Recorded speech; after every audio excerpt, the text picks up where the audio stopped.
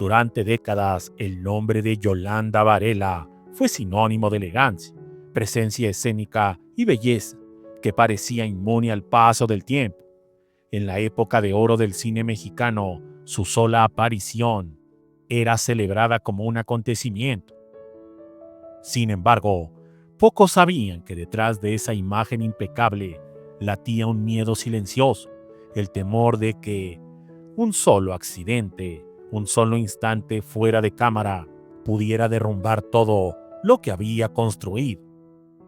Y en 1981, ese terror se volvió realidad. La investigación que detalla lo ocurrido estuvo resguardada durante años, oculto en un archivo donde reposaban las tragedias que la industria decidió no oficializar. Este archivo inicia señalando que, a principios de aquel año, la actriz atravesaba una fase compleja. La transición generacional la había apartado lentamente del estrellato absoluto y su presencia en pantalla era cada vez más limitada. Sin embargo, seguía siendo considerada un símbolo viviente, un rostro icónico cuyo valor cultural seguía intacto. Todo cambió una noche cuyo registro aparece descrito con escalofriante precisión. Una caída doméstica aparentemente inofensiva terminó convirtiéndose en una de las tragedias personales más devastadoras documentadas en la vida de una actriz de aquella época.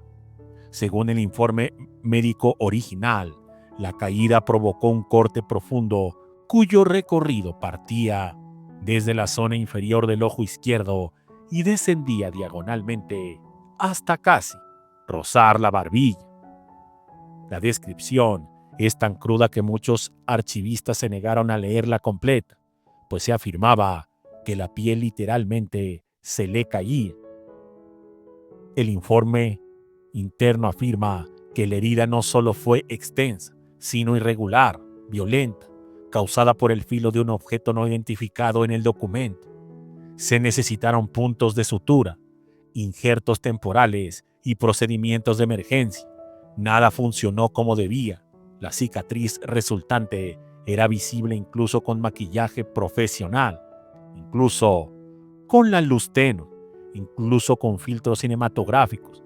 Había destruido no solo su piel, sino también la armonía facial que durante años había sido su carta de presentación ante el mundo. Los testimonios de quienes la vieron tras el accidente coinciden en una imagen estremecedora. La cicatriz cruzada era una verdadera tragedia. Su rostro, como se manejaba en todos los ámbitos, era verdaderamente monstruoso, pues una línea de dolor permanente hundiendo la parte inferior del párpado y tensando la piel alrededor de la mejilla la torturaba todos los días. Algunos describieron la marca con una llaga eterna. Otros la compararon con una cicatriz que parecía no pertenecer a un ser humano. Y varios aseguran que verla era enfrentarse a un recordatorio físico del paso implacable del tiempo, del azar y de la frialdad de la fama. Yolanda, consciente del destino que aguardaba a quienes pierden el elemento más explotado por la industria, entró entonces en una espiral de procedimientos estéticos experimentales.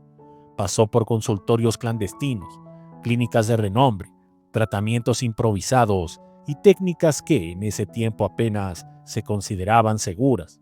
Había noches en las que se sometía a más de un procedimiento menor, intentando pulir, suavizar, borrar, cubrir aquella marca que parecía crecer con cada intento fallido.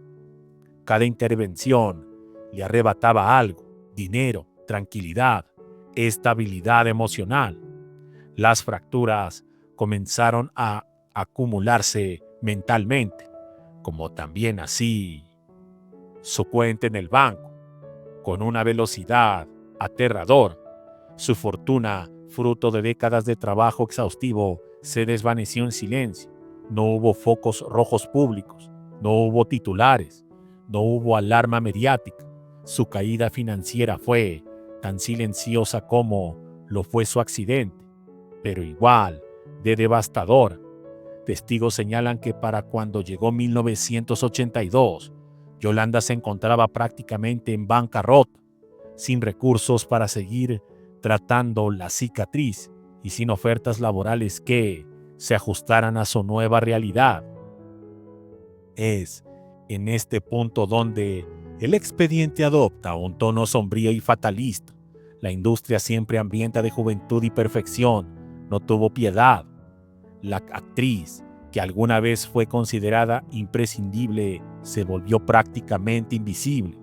Sin dinero, sin contratos y sin posibilidades de ocultar su cicatriz, se vio obligada a aceptar una propuesta que jamás habría considerado en épocas pasadas: un papel breve en una película de corte cómico, un proyecto menor cuyo valor artístico era prácticamente nulo, pero que ofrecía un salario lo suficientemente básico para cubrir lo urgente, para seguir tratando de intentar componer su rostro. Las fotografías capturadas durante el rodaje, imágenes nunca destinadas al público, conservadas únicamente en el archivo, muestran la crudeza de su situación. Ni el maquillaje especializado ni los filtros fotográficos pudieron suavizar la cicatriz. Cada cuadro donde aparecía revelaba un rostro marcado, transformado, irreconocible para quienes crecieron viéndolo en pantalla. La marca parecía brillar bajo las luces del set, resaltando la tragedia que ella tanto intentó ocultar. A pesar de la brevedad de su participación, su aparición produjo rumores inmediatos entre quienes asistieron a las proyecciones preliminares. Los comentarios se volvieron cada vez más crueles, más invasivos, más despiadados.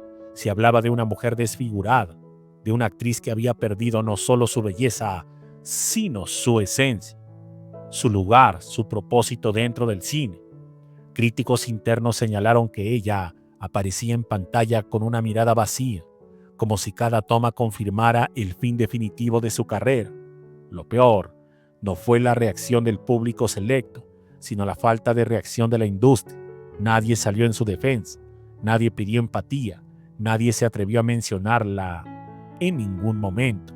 El silencio alrededor de su tragedia fue la confirmación más cruel. Para la maquinaria del espectáculo, ella ya no era útil. Era un archivo obsoleto, un rostro descartado, un testimonio de que incluso las figuras más radiantes pueden caer sin que nadie extienda la mano. El expediente concluye con una nota devastadora. Después de aquella película, Yolanda Varela prácticamente desapareció del entorno profesional. Sus ingresos se volvieron esporádicos, sus apariciones públicas escasas, su contacto con la prensa inexistente. La cicatriz no solo dividió físicamente su rostro, también partió en dos su vida, antes de la caída y después de ella, antes de ser intocable y después de convertirse en una reliquia que la industria prefería no recordar. Muchas gracias y hasta la próxima.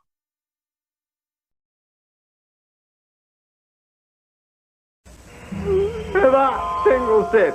Toma una manzanita. No me tientes. Manzanita Sol, bien fría. Manzanita Sol. Tiene manzana. Manzanita Sol, manzanita Sol. Una tentación irresistible.